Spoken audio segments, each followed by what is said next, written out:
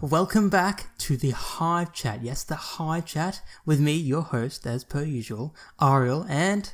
Alex, hey, g'day. How's it going? It's pretty good, Alex. That's good. And how are you? Today, I'm alright, How you been? You been alright? Yeah, I've been excellent, actually. It's currently quite a nighttime, while. been a long day. Had to work. Yeah. And went to go see a film, but we can talk about that in a second. Yes. It has been quite a while since the last podcast, but we'll get into that. But I'd like to introduce our second guest on the Hive Chat. Would you like to introduce yourself, guest? Yes, strange man. Dylan. The name's Dylan, and I am joining the boys for the Hive Chat. Well, name something better. Yeah, you can't. Just don't bother trying. No, yes. Well, before we ramble on about other things, I would like to say sorry for the quite long break, you could call it, that has been about a month. Look, there's certain things that go on. We might be changing the average upload to fortnightly now. Maybe it might be fortnightly. However, I got some things that I have some in store, even whoever is listening for. Essentially, the big sort of 1 month break was more for us to all get into the routine that, because uni's starting, so it's a bit more sort of just so that we get into the routine, because uni takes up a lot of things and everyone else has work and stuff. The fans, all one of them, all one of the fans. Thank you very much. Shout out to my mom. Yeah, ooh, yes. But for now, hopefully we'll be back on schedule for a little bit. But it sort of leads into my second point I was going to say, is that it might not be the Hive Chat per se, but there might be an extra podcast episode that may be coming up in the next couple of weeks. As many people may know, there is a little known TV show known as Game of Thrones. Game of Thrones, and I was pondering the idea of a little discussion I can do with one of our good friends, who is very invested in Game of Thrones, and we could talk about Christopher.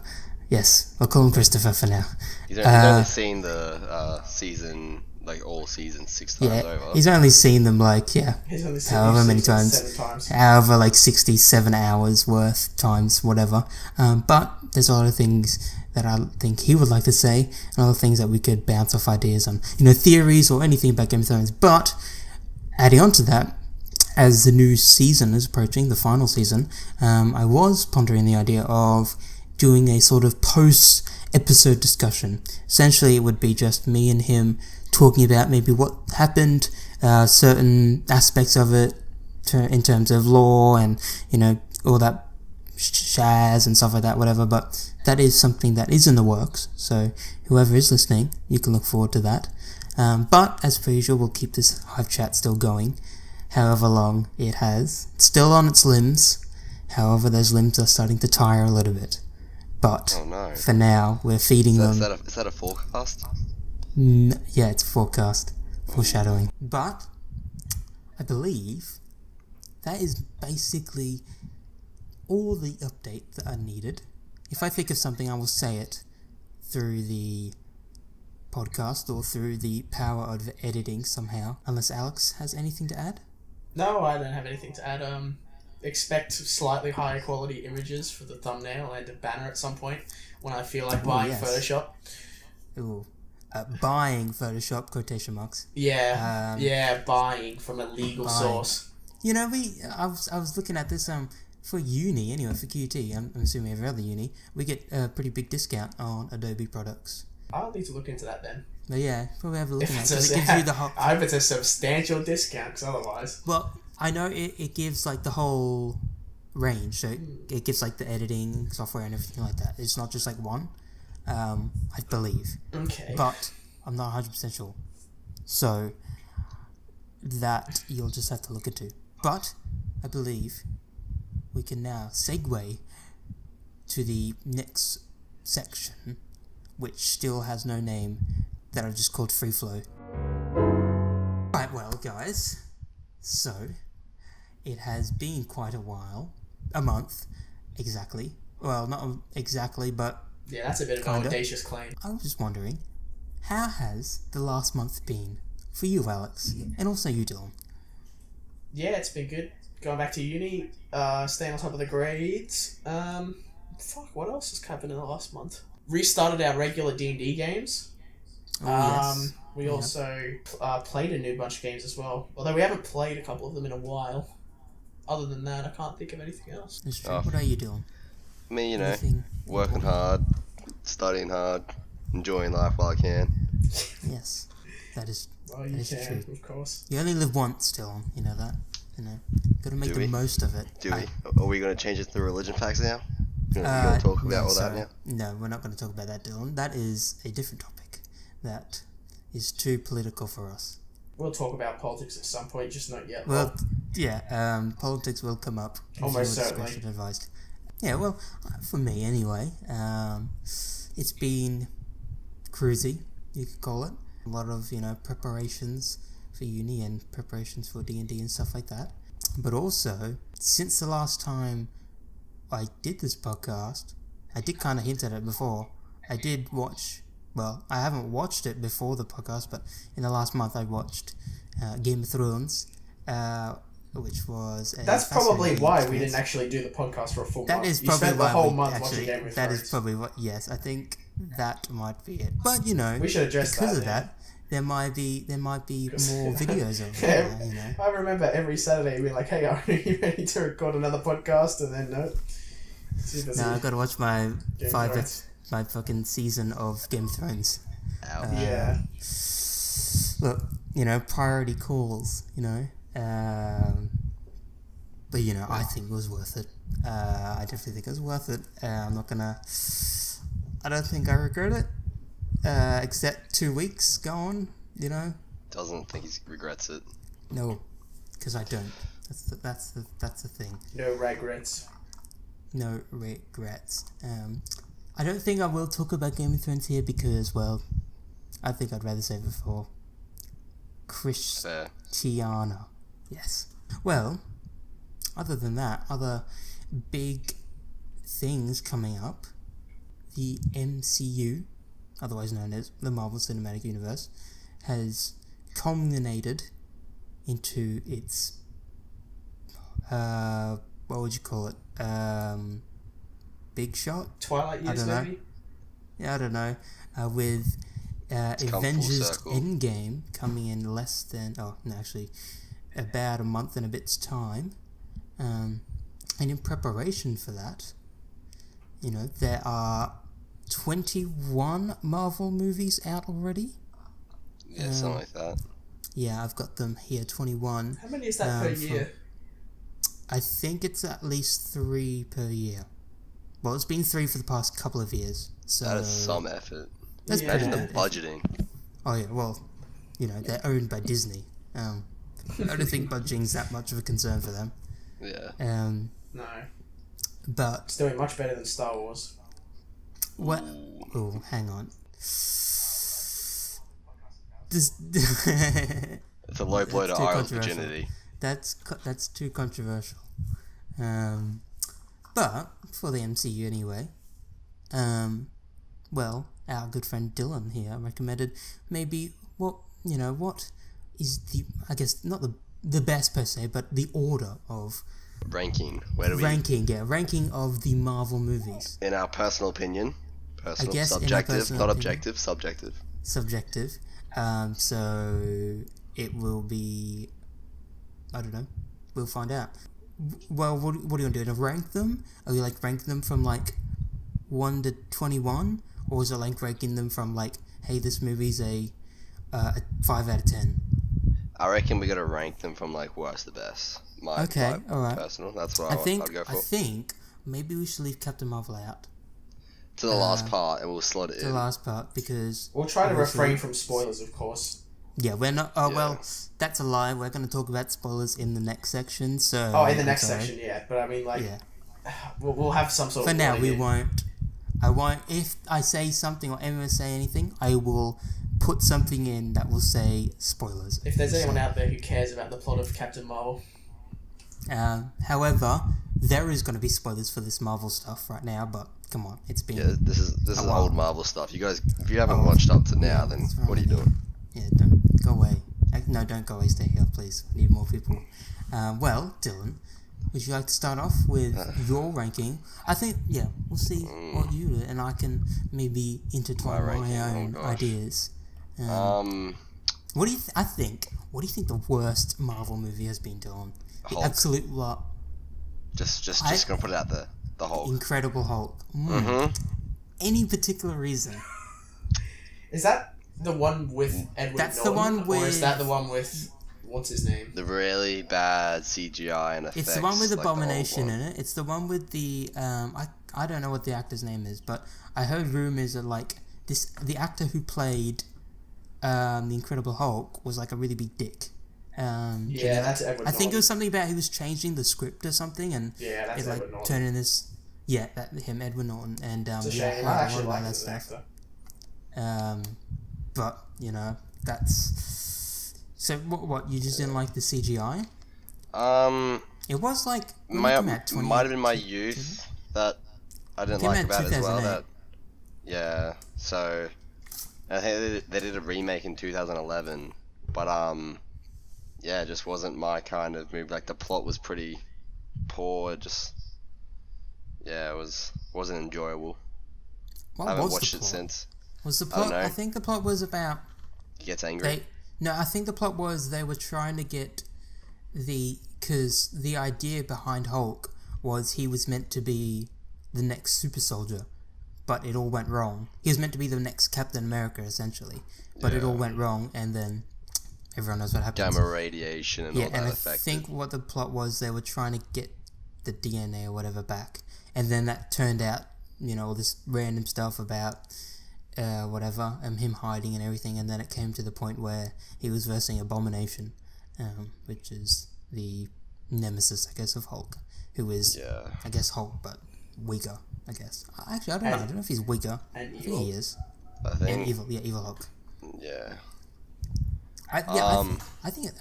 I remember, I don't know if it was the Incredible Hulk, but it might have been the one before. I've seen some Hulk movie. I can't remember what it was. I remember it was a really crappy... It wasn't, like... It was new, in the sense it was maybe the past 10 years or whatever. It was like, Hulk was like just a green... He looked like a green screen or something. He just looked so green and so out of place. Yeah. I don't know what one it was, but I think that was like the really first... I think that was the one that was like in 2004. Yeah, I know it was the one with the old man whose like hand turned into like some giant claw or something. I remember something about that. It was like a fish or something. I can't remember. Hulk movie. Weird. I remember it was like there was a nuke there was a town Hulk or something. movie in 2003 just called Hulk. Yeah, I think and he's there was, like, really some nuke green. town or some Yeah, shit. fucking. Yeah, he's like really green. He's like green screen. It looks terrible. Eric Bana.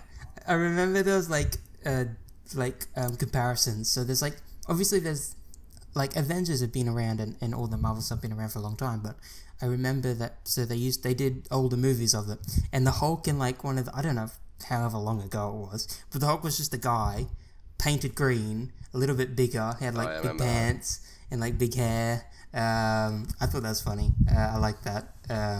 They just went to the gym, picked up some random guy, painted him up.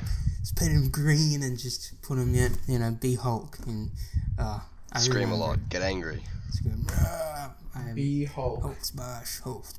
Do you like jams? I can see, Avengers, the Incredible Hulk was pretty crap, and I understand why it is still. I believe it's still technically in the MCU, but it isn't at the same time.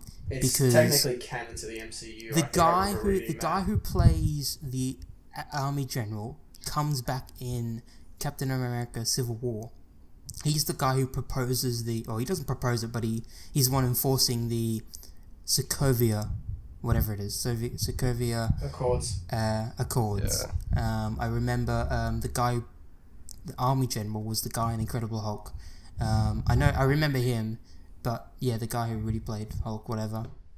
Obviously he's gone, but there's also other stuff like Abomination. I don't think he died. He might have died, but I can't remember.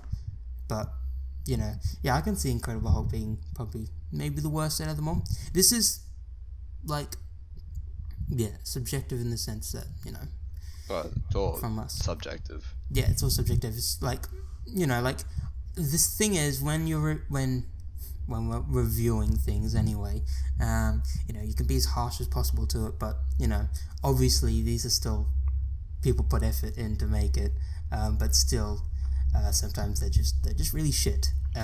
Was it worth my $8 at the cinema? I'll tell you that. Yeah, that's the thing. Like, is it worth your money? And yeah, like, I didn't watch it in the cinema, I don't think, because that was a long time ago. But yeah, I could definitely see it not being the greatest. I'll add on to that. A film, the one that I guess, and I think I'm the same with everyone else here, I think. I wouldn't, maybe it's not the worst, but maybe the second worst. Thor the Dark World. Yes, Thor the Dark World. I was going to say that. I had that one lined up. I saw that coming. I remember watching it. I thought it wasn't terrible. But after, like, watching it again, and I guess just seeing, like, what everyone else thought of it, too, definitely was an impact on it. But, yeah, I definitely think it wasn't the best. It wasn't the best Thor, obviously. Yeah. And it wasn't the best Marvel film. I think, like, the big thing around it also was just, like, it was a bit, I guess some of it didn't really make sense sometimes, like the idea with, I think her name's Jane. Yeah, I think Jane. that's her. She just, like, disappears. The woman played by Natalie Portman. The one who plays Natalie Portman. Yeah, she can just Is teleport. played by, yeah, and, like, just, like, you could definitely tell the difference between the Dark World and Thor Ragnarok in terms of Thor as a character. Oh, they hit Thor Ragnarok out of the park, though. That thing was good. Oh, yeah, and also the way, I guess, the film is sort of set in tone. Dark World is reminiscent of its fucking name. It is kind of dark and, not gloomy dark, but it's dark, not very much comedy, and it was a bit, you know, yeah, it wasn't very good by any... Anthony Hopkins was in Thor. Which one? He was in all of them as Odin. Oh, that's right. Hannibal Lecter was fucking Thor's dad. Wow. My Who only would've just guessed? noticed Man that. himself. Probably because I haven't seen the first Thor film in fucking ages. Yeah. What other movies other Marvel movies that you think are not the best? I had that Thor Dark World was one of the lowest. Yeah, definitely. I heard that. Incredible Hulk was part of that. Maybe. I just want to see if I there's don't something imagine that you that say they've, that I like. The original Captain America. That was... Ant-Man. It wasn't terrible, but it didn't really meet expectations. I thought it wasn't... I thought it was alright. I didn't think it was bad. But I think I like the... Well, just sort of this... Like, I like all the origin stories. It's kind of a... Yeah, I guess it just has that... being an origin story, it's automatically at a little bit of a disadvantage because it doesn't really have a lot of character growth. I mean, of course, the character grows into whatever superhero that they are. But it's sort of like it's making the base of the cake essentially. Yeah. And you know the base of the cake isn't always the best. They can be excellent though. I mean, look at first Iron Man. Iron Man. Fantastic. That was like without that, I definitely think without that, like maybe not many of these movies would become what they are. I don't imagine that they would be. Yeah. Because Iron Man definitely set the stage up for everything. Because, well, obviously they planned everything, but in the sense that the reaction, I guess, out of it was really good. It created a chain effect. Yeah, I guess like the thing about it was just, I guess at the time, also that there weren't very many. Well, there were superhero movies, but most of them were crap. But it took that Superman heroes sort of stuff, but I guess it went a little bit further. Instead of just doing Superman, it did sort of, you know, Iron Man. And in reality, like, really not many people really know any of these characters if it obviously weren't for the movies. Before that, I doubt many people, well, the majority of people... No, the only reason I knew any of them was because of video games. I played a lot of Avengers Yeah, I only video know games them as a kid. from video games, a little bit of comics. I never was Oh into man, comics you 'cause I know, never got comics are into fucking expensive though. Have you ever been I to a know, comic book now store? they're terrible. Now they're ridiculous. I've always wanted to get into They it. were probably but they're mega just cheap ridiculous. though. Yeah, back in the day when they were printed on fucking Everyone says basically it was cheaper back in the day. newspaper paper. But, you know, you got to think of it in That's relative inflation terms. for you. Like, could have been, yeah, like, they could have been, yeah, pretty cheap back then, but, like, yeah, I would have, if I was born back then, I probably would definitely been in the comics, but, nowadays, I guess you don't need Read them comics online. because... Read them on your Kindle. Well, yeah, you can read them on the Kindle and stuff like that, but also, the information you need, you just search it up online. Like, if you just want to search up about, like, Thor, I don't know, Thor's character arc. Yeah, there's someone out there who's writing a Wikipedia on Thor in a certain comic subsection. Yeah, like, obviously a lot of it's not canon, but, you know, a lot of it's still good, because canon, like, that's the thing about comics, they're canon in their own right. They're canon in the comic term, not, you know, canon in terms of the mainstream. Well, comics also have their own running stories, don't they? It doesn't necessarily use... It uses the same characters, but it doesn't necessarily use the same... even universes. Yeah, it's much different. I feel like with comics you have more flexibility because I guess it's translating that into a movie would be hard, actually. Not gonna lie. Yeah. I think, like, yeah, when they made all these, because they were all comics that Stan Lee, rest in peace, that made... Well, wasn't he just the illustrator? Or was he... He was the... he was... I don't know. Controversial opinion. I just feel like Stan Lee's contributions to the comics, while great, I feel like they're a bit overblown. I mean, he didn't really create... I mean, I think he only created one character in the Avengers, right? He created Spider-Man.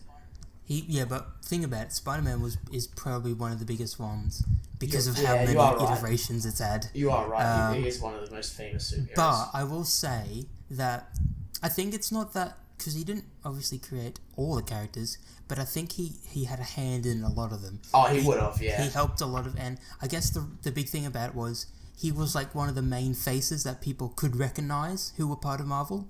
That's true. Yeah, he's sort of like a face. He's less taking all the credit for himself and more for the face of like the comic book team that wrote it all. I think that's like, I'm not taking away from Stan Lee because he's still a good guy and everything, but in the sense of... We're not calling him a bad guy, we're just saying that... but it's just the way, you know, it Rest is. in peace. But the way that, I guess, yeah, like how he's sort of...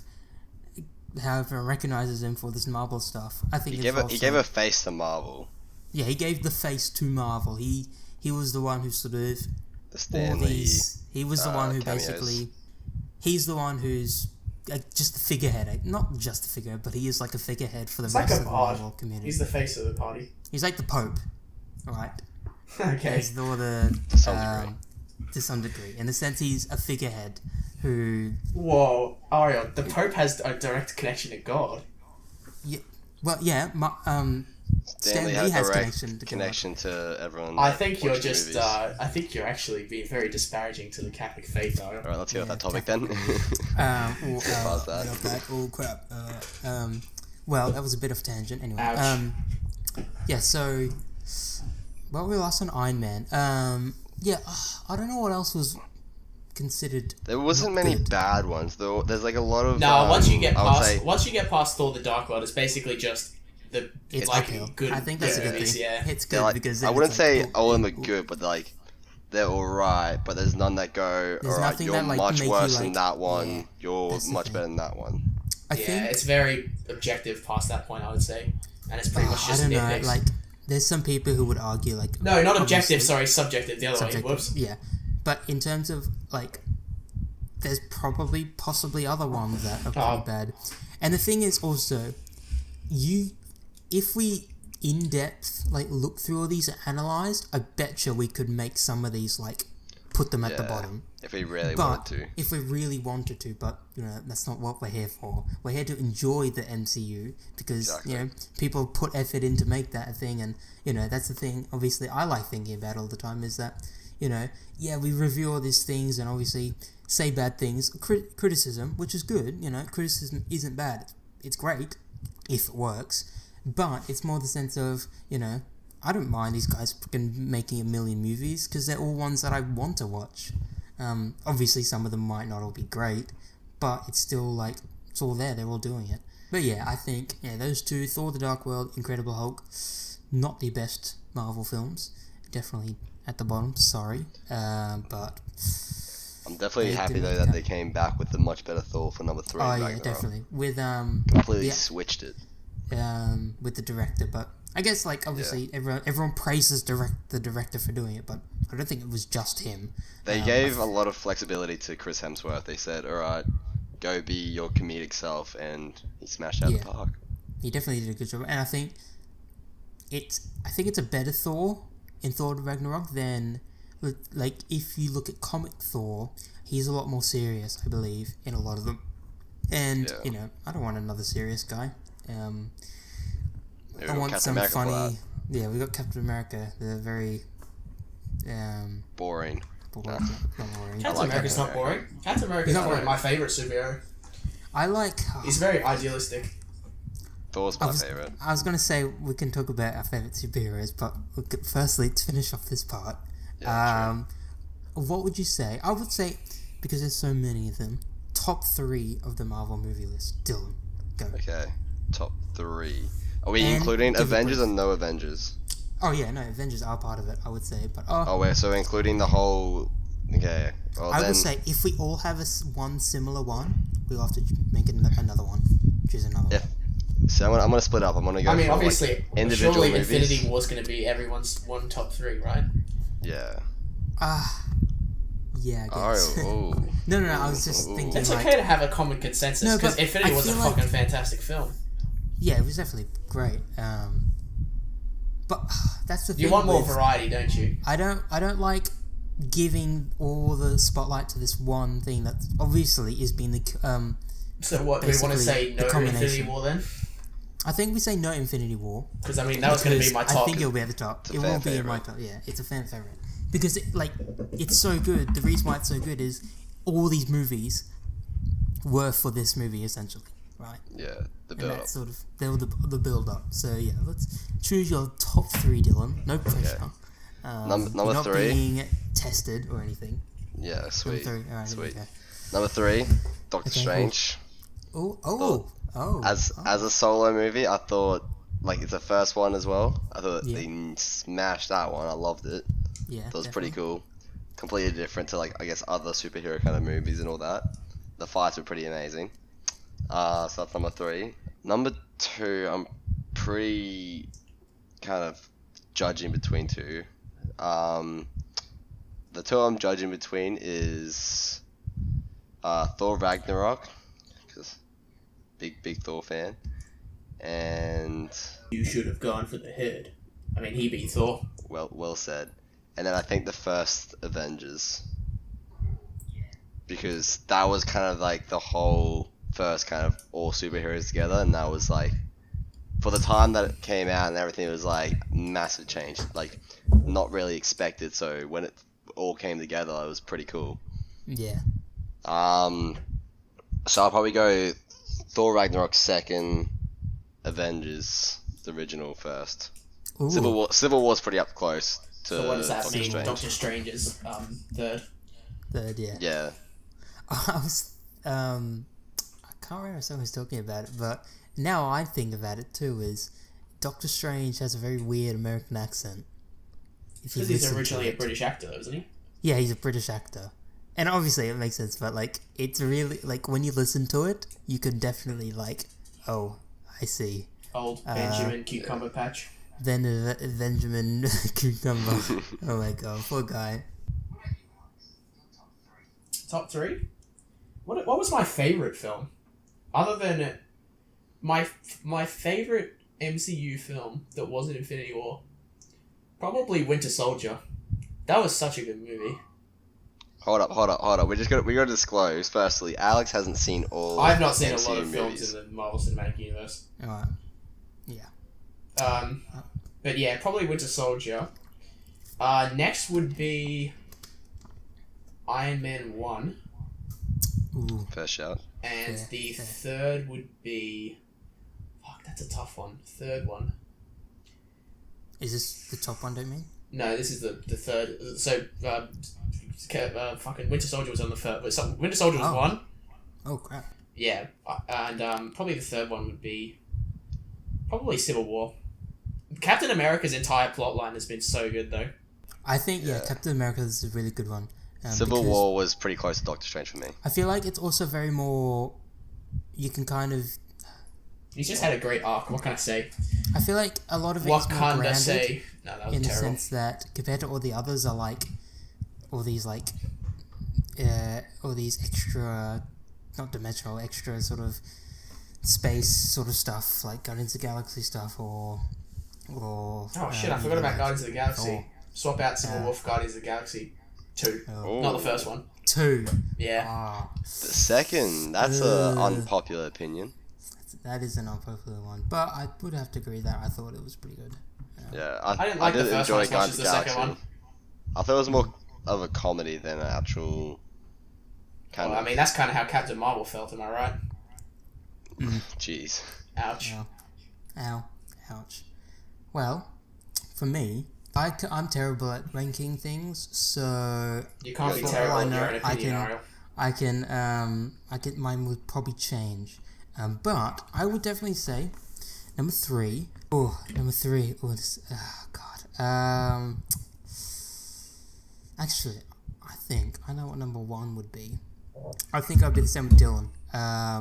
Marvel's The Avengers, the first one. 100%. Oh, come on, I could have said that. I decided to choose films that Dylan didn't choose. Okay, I'll choose something else. Okay. Damn it. Okay. This is the disadvantage you get for going last. Okay, the third one, I will say... Iron Man 3. Iron Man 2 wasn't that popular, was it? I think Iron Man 3 was the one that wasn't popular. Iron Man 2 was popular, wasn't it? I think what's Iron Man 2 about? Iron Man 2 was about the Whiplash guy with the whips. Yeah, that was a bit... I didn't like that. When he's driving the F1s. Yeah, and he gets wrecked. And he has, like, AIDS, or, like, some sort of space AIDS, where he's, like, dying from the thing in his chest. Yeah. I would say Thor Ragnarok would be third. Here we go. Yeah, exactly. I there you go. This is what you get for waiting till last, Ariel, considering all the options. Incredible Hulk. Good choice. This is hard. Howard the Duck film. Alright, I'll say first one. Well, I would say second. I think I know what second would be. Guardians of the Galaxy. I definitely think that one definitely made me a lot more interested in it. Because before that, Avengers, made me really interested, but I don't think I was like how I am like right now, in the sense I always, everyone think about theories of what the hell's going to happen next and stuff like that. Guardians of the Galaxy definitely made me do that, because I feel like it definitely opened up everything, because it opened up about the Infinity Stones, it opened up about this entire basically galaxy that is going on while Earth is screwing up aliens and stuff. I'd say that would be second. Third, because he's already chose all these things. Suicide Squad. Don't blame me. Maybe, like, I didn't mind Iron Man 3. I thought it was kind of cool. I like the scene when all the suits at the end. That's what I really like. I like that. I remember that vividly. Actually, maybe, because you've really chosen all this stuff, I will say maybe it would be a tie between Spider-Man. I enjoyed Homecoming. Spider-Man and maybe... Are you saying Homecoming or Spider-Man number 3 with Toby? Oh no, those aren't part of the MCU. They're not MCU. They're part of whatever. It's Pizza Time. It's Pizza Time. And I would also say Ant-Man and the Wasp. You actually enjoyed that? I actually liked it. I thought it was good. I thought it was better than the first one. I ranked it pretty low, to be honest. I thought Ant-Man... I didn't like Ant-Man the first one. I've only seen the first Ant-Man with that dude. Ant-Man and the Wasp, I didn't mind because it had the Wasp in it, and it also had a couple of other characters that I actually really liked. And it had a bit of a twist in it that I actually liked. The ending, or...? I guess, the ending. But that post-credit scene. But the first... Oh, God. These guys are really, really, really put me on edge here. Just say it. Thor: The Dark World. It's that easy. I think... Thor 2. I will say... Wait, that is Thor: The Dark World. Whatever the first Thor was. Let's say... Captain America. The original. First Avenger. There's nothing wrong with it. It's not a bad film. honestly, if I could choose something else, I would. But I think it's the start of the this timeline. is definitely. Oh, whoa, this whoa, started whoa! Well, the you're forgetting Black Panther. Ah, man, I don't like it really. Yeah, I haven't seen it. As if you could say that, Ariel. Look, now this is going to be a bit political. Oh my, Ariel, how could Ariel? No, just next. We're going on, moving on. Hold on. Alright, we thank you did for say- coming. Slow down. It's Slow over. down. Okay, Black Panther. We did say political was coming. I Political thought, politics. yeah, I thought the technology and all that was cool. Like all these Right, technological. the views have halved things. now. The plot was it was alright. I thought. We don't do that to you. Now, oh god, this is gonna really paint me a picture of who I am, kinda. What kind I of know who you are. I don't like the attention around it. The idea it's like, because I can't. I'm just gonna say it. Just keep digging yourself a hole. How, Just keep digging deeper. How African Americans are sort of like, this is like their movie, right? I didn't think it was that good. Oh my god. I mean, I thought you were going in a completely And I different thought- direction. I thought the Oh my. I thought the praise for that, Oh my. like the African Okay, American sort of. well, before we idea actually continue on that plotline, I want to say that I actually felt the same thing, except during Captain Marvel. Except it seemed to be very oddly about like powerful women. Did anyone else notice that? we'll talk about it soon because that is something I do want to talk about. I didn't really have a problem with it, but it's just something that I thought was like really. I think what they've done a lot. I definitely think Black Panther was one of the ones that started it. Is they've started making it like it's focused on a certain culture in a sense, right? I agree with that. Like that, the kind of individual movies that have come out recently have been about addressing political issues or putting it out there. So like obviously the African American culture and all that, and then empowering like women and stuff, and like that's like been like the last two main ones. I don't know if there's really anything else that they can really address. LGBT. Maybe, but I don't know what superhero that movie that would be, but go for it. Solo. Shazam. Got him. But Shazam's DC, Tom. Come on. Yeah, no, that's a joke. But yeah, Black Panther. I thought all the technology and all that stuff was pretty cool. I thought all the designs were actually definitely probably one of the top I ones. love the suit. I want that was suit. really good. Definitely, the suit was good. I thought the plot was a bit meh. I didn't really think it was anything special. It was just him becoming king and then losing, becoming king, and then becoming king again. Okay. Then this guy who's just apparently his cousin or something. Was that like Son it of was his like uncle, so the cousin. Killmonger. yeah. Yeah, Killmonger. I like. Michael B. Jordan, gym Yeah. routine. But I feel like without digging myself a deeper hole, I already too thought it was deep. alright. but I definitely think the praise around it I haven't even seen for it. being an African American film, I don't think that should be a thing. I just really think it's, for lack of a better word, like over exaggerating it. I do Like think a good example would be that what was that movie called again? Get Out. That was like an all African American movie, and fucking that didn't get praise for that. And it was a great film. American. Was What? I don't know. I think it was. I What's thought it called? Get Out. It's a horror movie Yeah, but I don't think made it by was. it was made by but why would it be Jordan popular if it's a Peele. horror movie? Well, it addressed a lot of racial issues. Yeah. I never saw it because I'm not a Yeah, I horror didn't see it too. movie I'm not fan. a horror movie fan too. Well, In other I words, feel I'm a like- bitch. We should have watched horror movies together.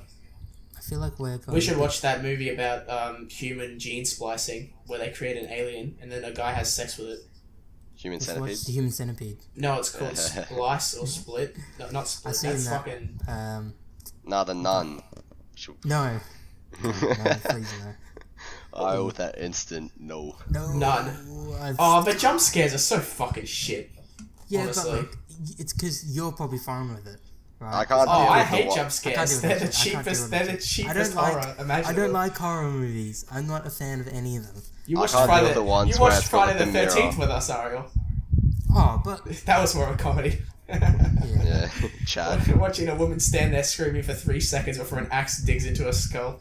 Like, Jeez. there's certain ones I She- feel like, she didn't for move. example, like like, I don't know if you've seen them. I know there's a new one coming out, Chucky. I haven't seen that. I haven't even seen the trailer for that. That's coming out. I've seen all the originals, but I've seen them all like humorously in the sense that I managed to, like, when I first watched them, I was much younger, but I watched them again and. Come on, Ariel. We all know what the scariest movie out there is. Leprechaun, starring Warwick Davis as the Leprechaun. As the Leprechaun, yeah. Well, we're going a bit over time in this section. And I think it's time. Bye. See you in the next section. To the next section. The whole topic of this one is to talk about Captain Marvel, and we haven't even reached that yet. Yeah. Well, we just came back from a 2-hour break. A 2-hour break, yes. We just came back from the latest MCU film called Captain Marvel. Yeah, Marvel, not Marvel. You got it all wrong, people. Come on. Everyone got it wrong. God. What's wrong with you people? Now, I'm going to say, because I won't be able to contain myself, there are going to be spoilers ahead, so I'm sorry. Yeah. Asterisk spoilers. I just want to mention that there'll be flash. Before the movie, something on the screen saying spoiler. Before the movie, we actually went to me and a friend, Christopher, we'll call him, went to Woolworths, and we went to the snack aisle to get snacks for Captain Marvel, and we found out that Pringles has a new flavor called spaghetti bolognese. What? And they also have a mystery flavor where you have to guess the flavor and you win a prize. What's the prize? More chips. Sorry, I'm on their website. 10 grand. Guess the flavor and win the prize. It's a mystery flavor. You literally, they literally don't even print the flavor on the front. It's literally just says Pringles mystery flavor. It's probably just originals and they're just not telling you. Yeah, it's just originals. And like, what is this taste? I didn't buy them because I was like, I'd much rather just have something that I know what I'm eating rather than fucking trying to sneak some random flavor. You know those jellies? Those disgusting jellies? Oh god. There's Bean Boozle ones, remember? Yeah. I hate those. There was Harry Potter ones of those. I hate those. Because half of them are bad. Yeah, that's of course. Statistically, 50% of them are bad. I remember... that's off topic. Captain Marvel. That's where we go. Captain Marvel. Captain Marvel. Okay, Captain Marvel, guys. Yes. Let's first start off with a rating. What would you give it out of 10, Dom? This is different. I just want to see what you think. Our review. You don't have to say whatever. Just say whatever you want. Oh. Yeah. Okay. Give me a second, okay?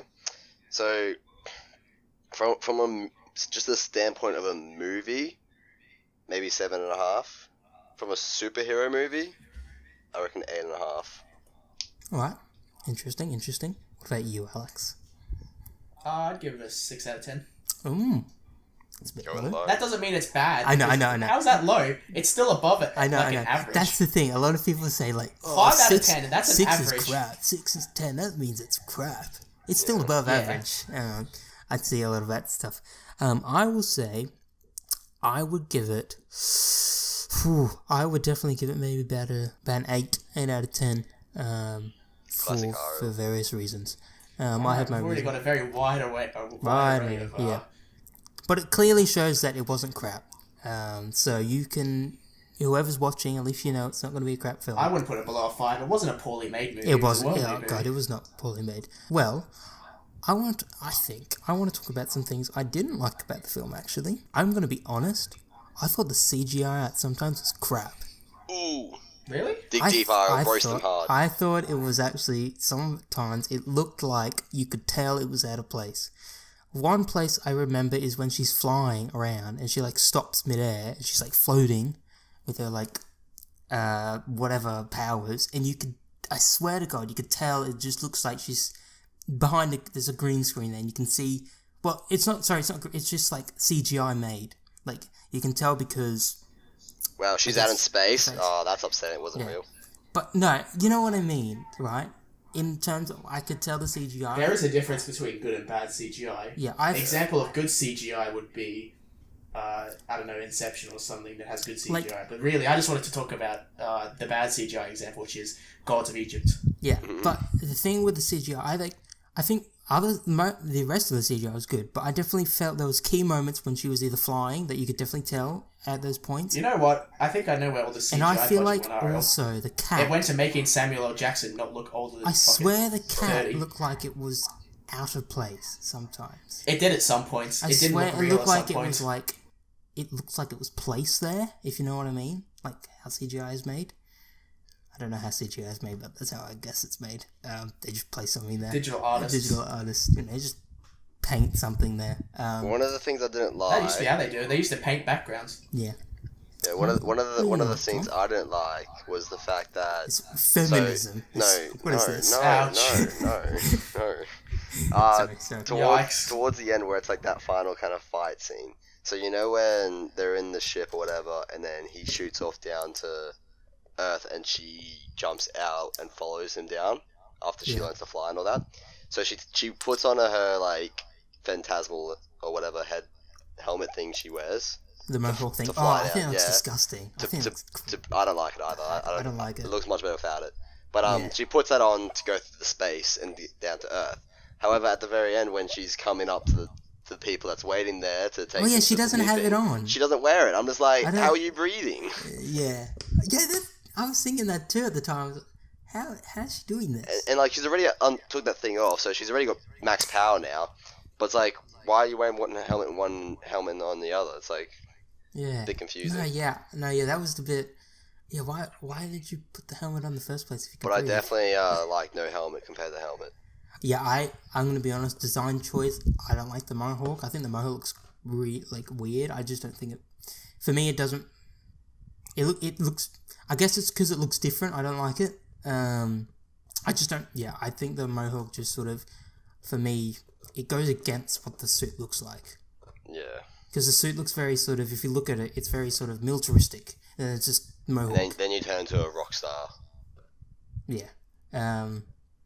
What about you, Alex? Have you got something bad to say about it? Because I've got some other things, but I want to hear what. I'm gonna probably the major thing that really stuck out to me throughout the movie was how disinterested. Maybe it was just direction or something along those lines, but. I mean, no offense to whoever played Captain Marvel, I can't be bothered to look up your name at the moment. Brie Larson, I think it is. She didn't really act that well in this movie. She was a pretty wooden actor. That was one thing I was going to say. But I was reading something. Did you know she used to be a singer before she was an actor? Yeah. She was like 16 and she did... I was reading something about that the other day. I don't think it went well, but, you know...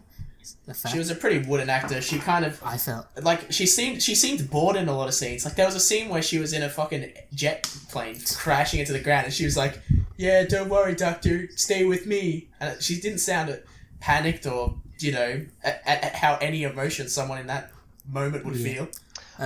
Just quick note, I want to add to that part. Where you're talking about the plane falling down and stuff. When they crashed, when they were doing the thing... They were going so quick, and like they smashed into the water, which slowed down. But then they went into a rock, and then just like flipped and everything. And it was like, yeah, I just got a bloody nose. That's alright. I think look, you could go into so much detail. Like, how the hell did these people not die? But if you think about that's a nitpick. But ultimately, my biggest nitpick was the fact that the main character was kind of a wooden actor. It was a bit, She didn't really have a lot of personality. She didn't really deliver her lines in a very interesting way. You look at someone like fucking Tony Stark, who plays being played by Robert Downey Jr., and he really acts his guts out, and he really tries to make the character his own. He fits the character. Yeah. I think that was my biggest complaint. What made it hard for her is that she wasn't given a full sense of emotions to play with. Like, she wasn't able to show her angry side. She was just her, like, confused. Even during the fight scenes. Sort of, like, the best way of saying it is she's sort of...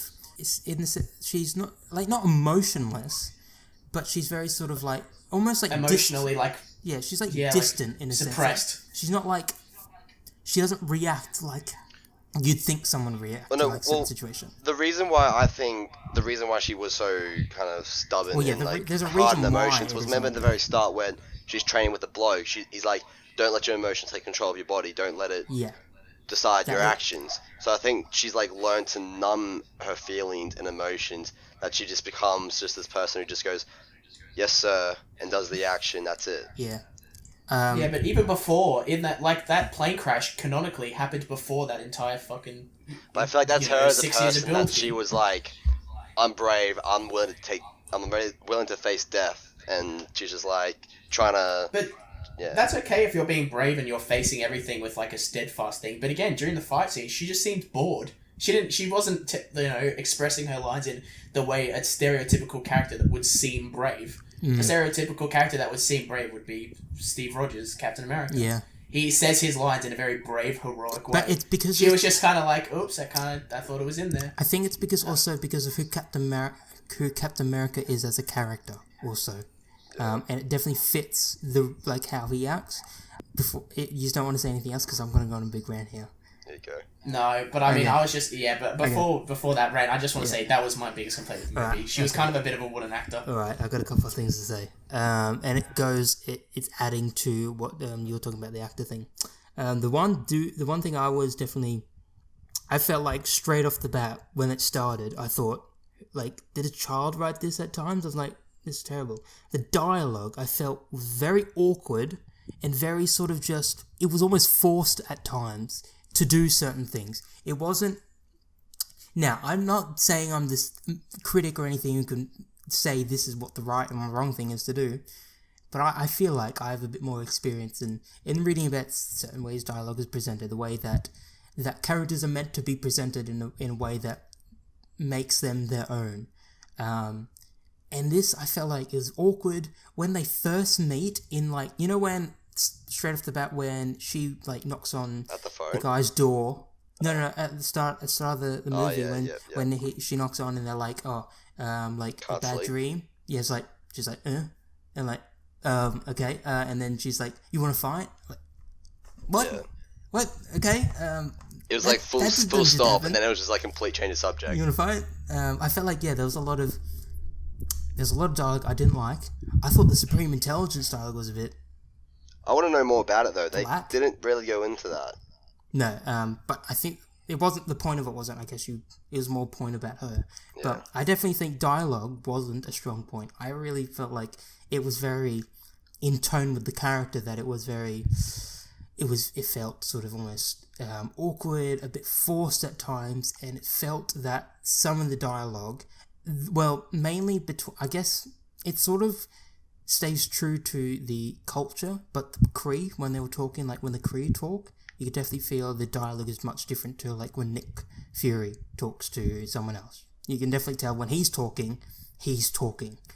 Like he changes his tone properly. Like when it comes to different scenarios and like he actually adds more to it.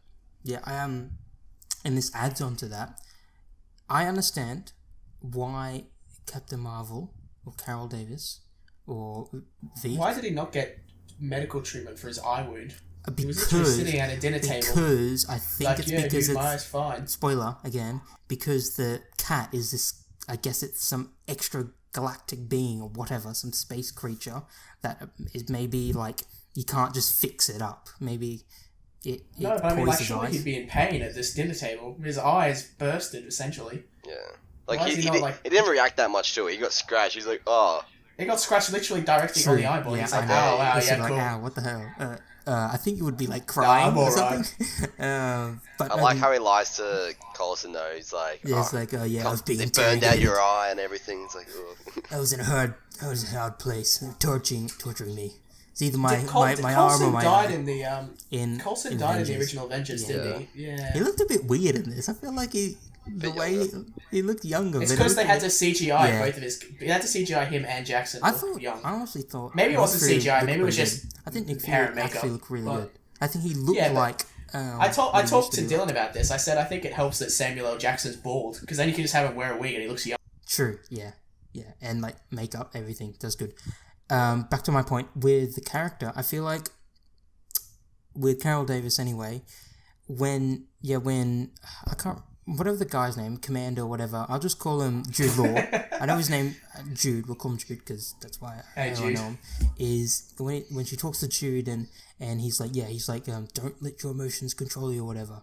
Now, that is a very, it makes sense, obviously is a very good thing in, I guess, fighting or whatever, monks, I felt like a very monk vibe from these people at times. But I really think, as a superhero, I think that takes away from the superhero part. Because the superhero is meant to be, you know, this bigger than life person, right? And making this person who's obviously this OP character, this superhero, but having them have a sort of emotionless state, sort of just makes it like this person's just a weapon, not a person, if you get what I mean. Yeah. For example, every other character has their own emotions, has their own way of ticking, in the sense that they have their own defined character. But I feel like Carol Davis, with this, it obviously, the idea that she doesn't use her emotions has made her just sort of this almost boring, sort of bland character who is more or less. That's true. I guess I can't pin it entirely on the actor, because I mean, maybe the role itself is just kind of like the role they've put an emotionless character. The way now I'm thinking about it is she's just a weapon, right? She doesn't really, unless they change it like they did with Thor or something like that. Good.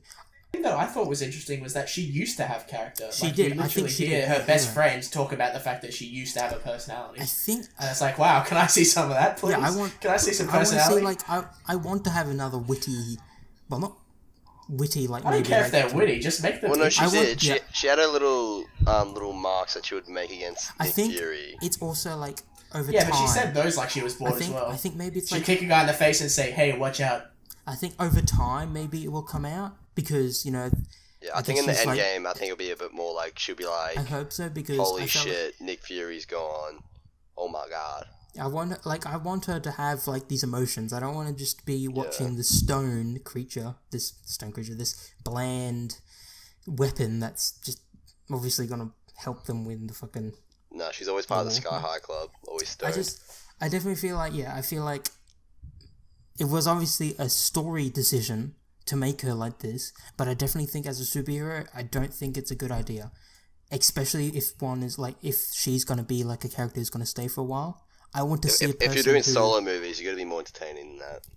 Yeah, and like, obviously she's going to be in like a couple of sequels, but you know, I'm assuming maybe they've set it up that she actually changes character development. If it does, I will give props to that. But I will still say that maybe it wasn't a good idea to make her sort of emotionless. Making her very bland in the beginning was a bad idea. I think they could have done it a bit better and made it that she remembered her own personality, so then it would come out more. It was definitely, you could, as Dylan was saying, at the end, when she was like talking to the little girl and she was having a little bit of her remarks here and there, I definitely think it came through.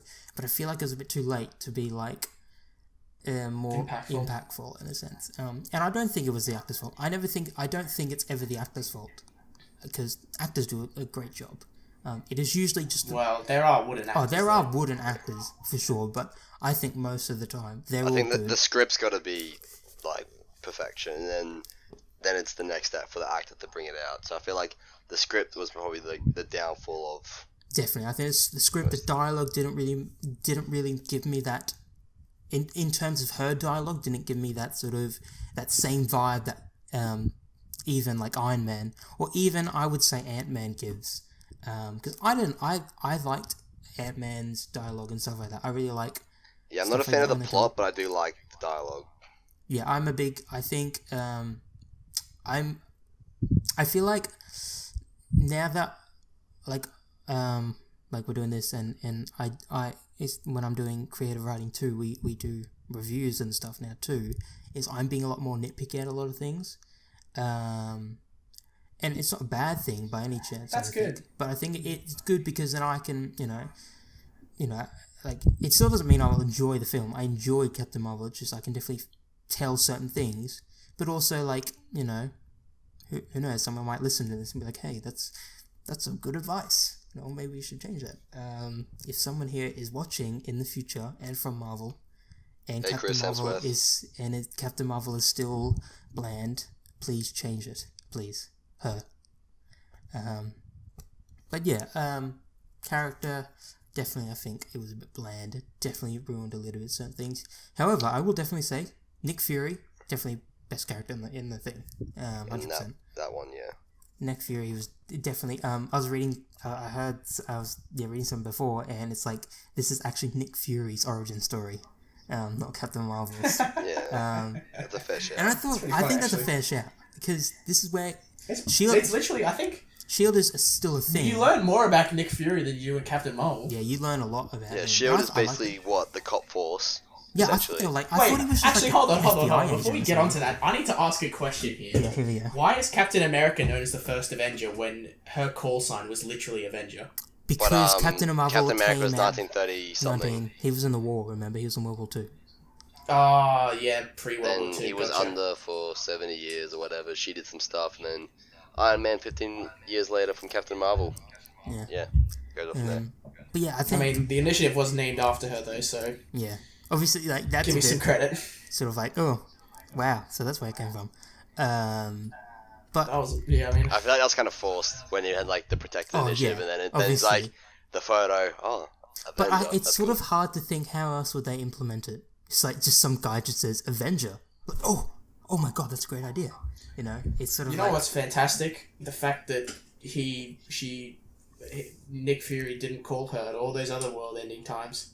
Yeah. But, she did say emergencies. Yeah, because, aliens invading your planet is an emergency. Aliens invading your yeah.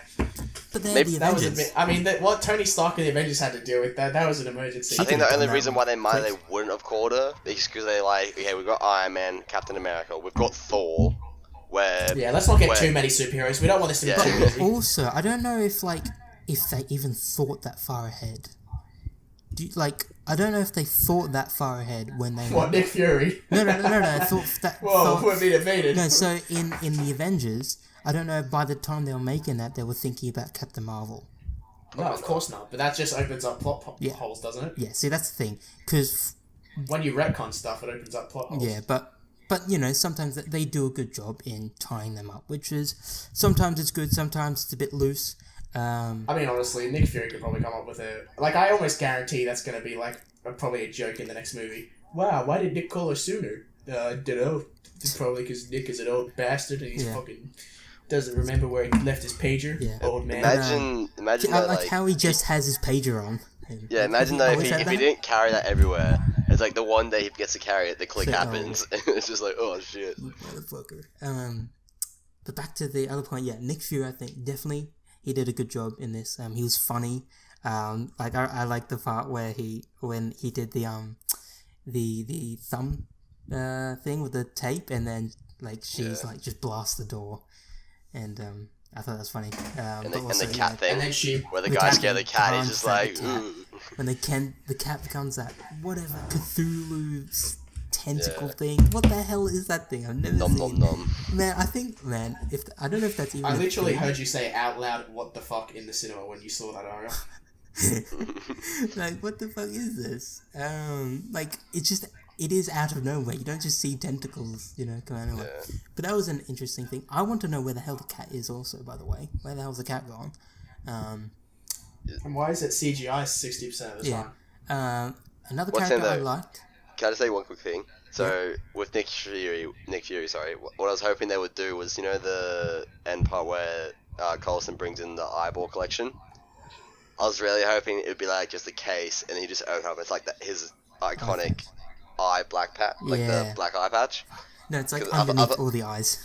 Yeah, but I thought that'd be pretty cool that he opens and the music starts playing of his eye patch. What is he wearing? I don't know what he's wearing. He's got a weird metal thing with tape. I thought it was a kitchen utensil, a grate or something. That's what I thought it was taped on. Yeah, it was. It was taped on. I thought it was gonna be the bottom of the spoon he just snapped off and put tape over it. Another good character I thought was pretty good, and I think you might agree, is the guy who plays Talos, Ben Mendelsohn, the Australian actor. The guy who played the Skrull. Is he the guy that played the Goblin? He played the Skrull, the Talos, whatever his name is. There's no difference between them. Goblins and Skrulls are the same fucking thing. I thought he was actually pretty funny with the cat and everything. And I like the science part. I don't necessarily think it was the fact that he was funny. He just conveyed a lot of emotion. Yeah, I could tell that he was actually a person. A person. But I feel like I liked his funny parts because this is a bit off topic, but it is a bit interesting because from what I know from lore, is Skrull are meant to be really, really bad guys. In this, turns out they're Plot twist. But I feel like maybe it's only these guys that are the good guys. Because I don't know if he said something like, I don't know if actually no, I don't think he did. But maybe he's like part of a group who aren't the bad guys or whatever. But whatever. But I mean, it's possible that because I mean, wasn't the entire reason they were being hunted because they were on like the outer Kree territory? Right? So they rebelled. So my interpretation of that, if they were evil, they could have been evil in the past, and now all that remains of them are splintered civilians, right? Maybe but the Kree still keep hunting them down, so their war went from being a noble one to being a bad one. Yeah, hence why the original scientist lady, she probably went, maybe to Earth to build weapons for the Kree. Yeah, but then Skrull. she realized that the war was over and that's helped these civilians. But I definitely think it was interesting because I could be wrong, but from comics, TV shows, and a bit of reading here and there, I feel like the Skrull were meant to be like the big bad guys. I know they're the big bad guys in the Avengers comics and stuff like that, but I know that both the Kree and the Skrull are meant to be they're basically just bad guys in general. There's no one that's kind of good. That sort of happens. And I thought, like, giving these guys they're still bad because they killed people, but they're still like, they're doing something that is sort of how we would connect to them, being like, oh, we feel sympathy for them, right? We feel like, oh, these guys have been screwed over. We want them to be alright, the way that the story's made us feel is that, the Skrull actually aren't bad guys. However, that's the cool thing I like about any novels or even this movie is the way at the start the Skrull were painted as these bad guys, and then it turns out they weren't really the bad guys. And but like they were portrayed, weren't they? They were portrayed as the bad guys when they attacked the whatever they're called, the Star Force or whatever. I kind of saw the twist coming the second that two things sort of happened, right? Yeah. Well, there was definitely like. I mean, a lot of the Skrull on the actual like ship that Captain Marvel first escaped from to get down to Earth kind of just seemed like they were surrendering and running away. They didn't really seem like they wanted to fight it. They didn't really want to shoot it dead. And then on the other hand, as she was about to leave in the escape pod, the Australian actor guy literally just tried to talk to her. No, he shot like the control panel. I think that was like to stop it from working. Yeah. And then he didn't shoot the killer. She still survived. Whatever she said, he didn't shoot her, which means, I mean, he could have shot her. Yeah, easily. But yeah, like he didn't want to kill her because obviously she knew something, and obviously we know what happened.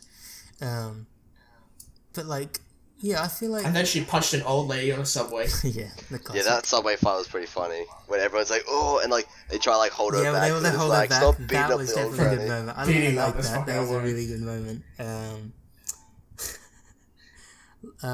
Or when Samuel L. Jackson and his boss, who was actually a Skrull in disguise, check out the other Skrull's dick.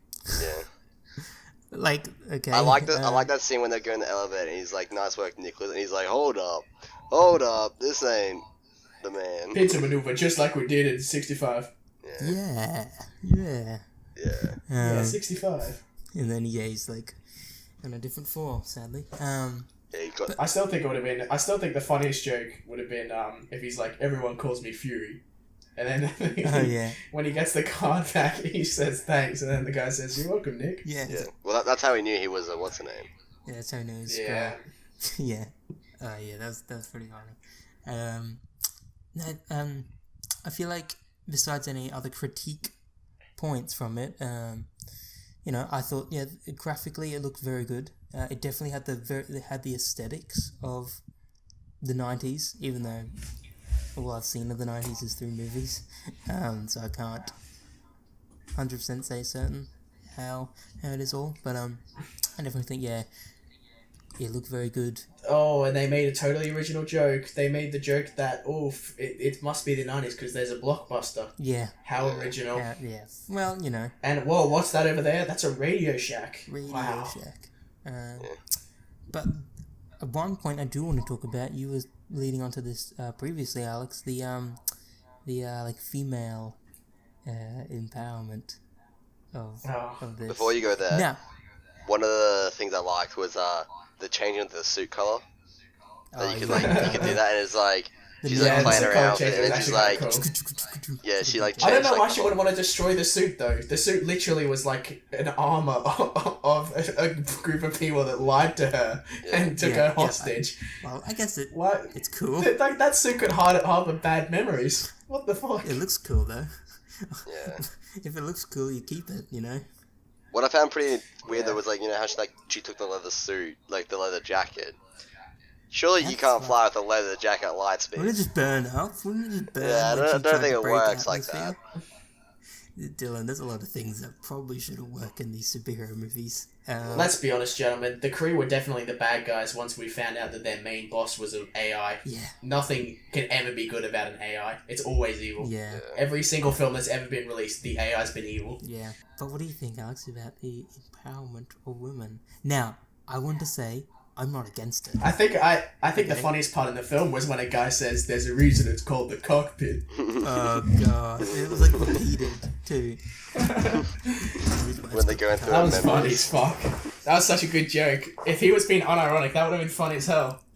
Oh god, yeah.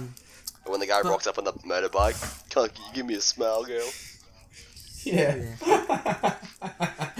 Like those were both funny scenes. Fuck. I don't. There's people mind. Like this is the first. Anyway, yeah, this is the first female lead anyway of a Marvel. Film. I'm one of the people who is like. They definitely made her OP. So that. Like like. Yeah, but we've had OP women in the MCU before. We've got what's her name? Scarlet Witch. Scarlet Witch. No, Scarlet Witch is OP. She's literally a sorcerer. So I mean, and she's her like power comes from the Mind Stone as well. Yeah. Yeah. So what? Captain Marvel comes from the Tesseract, and Scarlet Witch comes from the Mind Stone. That's just a bit unfair. It's weird, like with. Cause like. Basically, what we're saying is. Women can only handle one stone at a time, but Thanos, a big, strong man, can hold all five. And all Captain America has is steroids. Yeah, he's got steroids. That's it. Bit unfair. Steroid man versus man with 6 gems. Yeah. And glove. No, rock collector. Rock collector. My favorite MCU villain, Jewelry Man. I love what's the one meme where it's like breaking news, rock collector attacked in Wakanda. Yeah. Oh god. Innocent rock collector attacked in Wakanda. Attacked in Wakanda. But I think anyway, going on before about the empowerment stuff, I thought it was obviously good. And obviously it's the idea of like why isn't there more, but definitely like there's still those tropes in it, like you said, with it's got a cockpit, for a reason, whatever, and all this other stuff that is still like a thing. Obviously it's played for a joke. I don't think it was played for a joke. Well, I thought it was supposed to be played to show her that she's had to face obstacles from the yeah, definitely. But I thought it was a joke because I mean, who the fuck says that? Yeah, no one out there is surely that sexist to say, there's a reason it's called the cockpit, love. Yeah, I don't Give know. us a squeeze. Well, no, it's because she was deemed as a bad pilot or something. Yeah, bad pilot. Yeah. And, yeah, it was basically just going on about how, like, that woman couldn't do... women can't be in the military. Yeah, they can't do that kind of stuff. They really... Actually, the one thing I did find interesting was that they painted her father as an abuser, which I think was actually quite an interesting character flaw, actually. And I think actually having her work through the fact that she's been abused as a child would be an interesting character arc. Was it more but the of course fact they that... made her a cardboard box. Was it more the fact that it was abusive, or was it the fact that she would try a lot of stuff that was considered, like, a male thing to do in the 90s? Oh, I'd say it was pretty borderline abusive. Did you see what he said to her after she crashed a go-kart? I don't know, something about you shouldn't be doing it. Yeah, basically, like... And then she just... I can't even remember. I just remember it being borderline abusive. Yeah. Yeah. There's... obviously points, with... A normal parent would, cuddle their child if they crashed a go-kart, but he was, yelling at her, telling it was her fault. Well, she did try accelerate to go around, because the guy did say slow down or whatever. Yeah, kids are fucking stupid. He was just she put her foot on the pedal and went straight over a barrier. Slow down. Fuck it up. I actually laughed when she crashed, but then I actually stopped laughing once I saw her father come over and start yelling at her. Ooh. Well, of course, someone who tells you to stop accelerating. The first thing a kid's gonna do is accelerate and crash. Yeah. It's gotta say just a flex. It wasn't because she wasn't failing because she's a woman. She's failing because she's an idiot kid. Yeah. Well, a guy would have done that. Yeah. Anyone would have done that. Overall, the film was pretty good. You could say definitely. I think it was very good. It was good. It definitely added a lot more. It did tie up a lot of loose ends. It tied up a lot of loose ends. It definitely made the world bigger. If get my the universe bigger. The universe bigger because of the Kree and the Skrull War. Now we understand more about that, which is definitely a thing that I was a bit intrigued about because, the only other time you've heard about it is in Guardians of the Galaxy when Ronan the Accuser is, I don't know, does whatever he does. Yeah, that was weird. That was old mate Ronan and the other guy that with the swords was in it. Yeah, I still don't understand. Well, I guess maybe they'll tell us some other way, but I don't know how he defected. I don't know why he did. I'm not entirely 100% sure that this is what happened, but didn't they establish Ronan in the first Guardians of the Galaxy as being part of a cult or some sort of death cult? I don't think it was. I think it was part of a group who just killed people. I think. Yeah, I remember something like that. I just remember, stuff that he I think even something about even the Kree probably didn't like him at times because he was pretty brutal. Well, he's dead now, so he can't go back and try and get Captain Marvel. Yeah. That entire interesting plot arc is destroyed. I guess that's the thing I think about, and this is sometimes I always think about is the difference between the movie and us. Our view on certain things and the way that we're given information, but also how the the in-law stuff works, right? Clearly, we know what Ronan said probably doesn't happen, right? Because he's dead. But for him, rest in that time, it's oh, that's what he's going to do. But we know I don't think it's going to happen, mate. How? The only person he said it to was the audience and his aide. Yeah, but the sense that he's telling himself that as a character in this world, but because we as the audience know what actually happens, kind of, right? We know what kind of happens. It's a difference between. Is that bad writing? No, it's not bad writing. I think it's good when it's done right in the sense that we clearly know certain things, and the characters know certain things. One thing, example, I want to talk about the movie about being slightly before Thanos' snap is all about how a superhero's life is going great. Man, nothing could ever bring me down. For example, snap. Quick tangent, because this has gone very long. This has gone for almost the same amount of time. But Star Wars: The Last Jedi, controversial. When Finn went to the casino to go get that hacker, as a character... Why wasn't the hacker Lando? No, that would have been so cool. As a character, we can clearly understand why he's doing all that. But as the audience, we know that's a stupid idea, and because it fails terribly in the end, right? Yeah, as an audience member, we know that Princess Leia is going to die, and yet she forces herself back into the cockpit. I actually have the Force. That would have been a good send-off. She just Yeah, I don't... Oh yeah, of course she had the Force, but that would have been a good send-off for Carrie Fisher. Yeah, but I guess they wanted her to be in other movies. Good luck now. She's in Disney have merged Star Wars and Marvel universe. Star Wars and Endgame. Ridiculous. Adam Driver. But definitely best part of Star Wars. Before I do finish up here, I do want to say there's the difference between our view on the movie, and there's also the view of the actual in role play style of what they, if they're all real, what they all do and how we see that. If you kind of get my meaning, if you catch for my example, cold. D&D, as a character, that's what your character thinks, but as we're playing as players, sometimes it's not how we think, stuff like that. But there's certain ways that it's done right, and I think kinda it was done right with Ronan because he felt like, oh, he's gonna fuck. I'm gonna find Captain Marvel, you know? Turns out he dies. But yeah. Ouch. What's in there? Quick thing. Yes. Yeah, I forgot.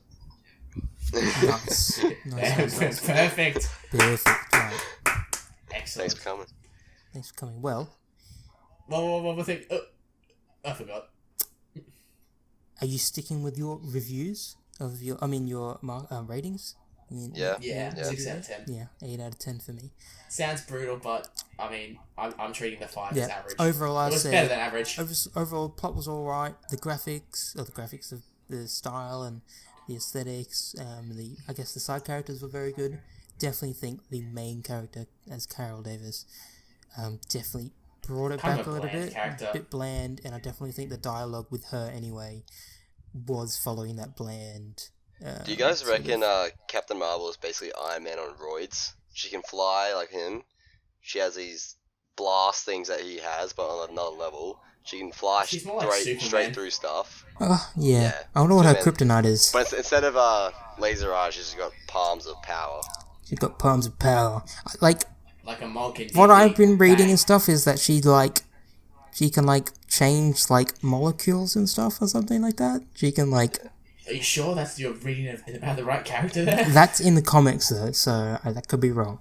Is she gonna be able to change all your water particles? I'm gonna change all your water particles to oxygen particles. But yeah. Well, I'm becoming a gas. I believe we can end the entire podcast. We'll go to the next section, the final. Alright, well. Goodbye, Moon Man. Thank you very much, Dylan, for joining us for this podcast. It has been a pleasure talking about the Marvel Cinematic Universe and no problem. all the jazz. And hopefully we'll see you again. Thank you, as per usual, Alex, for joining me in co-hosting this podcast that is enjoyable. Definitely. We can definitely talk about a lot of things. Is there any final remarks you would like to say? Shout out to all the viewers. You're the real ones. You're the real ones. Anything you'd like to say? Final words. I would actually say see Captain Marvel. I mean, it's probably not for everyone, but 100%. If you've seen MCU, if you're in it, 100%. It ties into continuity really well. If you're going for continuity, it's great. And even I would say, if you're not into it, I'd say maybe even give it a watch still. I still enjoyed it. I still don't think it was worth paying my $8. I mean, there were downsides, of course. Yeah, but not every. It's close to the borderline. Definitely. Thor's the goat. Definitely. I'm sorry, you gave it an 8 out of 10. Yeah, 8 out of 10 is. Thor's the goat. What's that? Is that like a 5 out of 10 for you? Yeah, dude. Yeah. No. Okay. Well. Anyway. That is episode 3 of the Hive Chat. Of the Hive Chat. Thank you, yeah. as per usual. Make sure you include Pringles in the title as well. Yes, thank you as per usual, fans or viewers, if you have stuck to the end. It has been a pleasure. I don't think a single person has listened to the entire thing. To our rants. And, as always, see you later, alligator. Farewell. In a while, crocodile.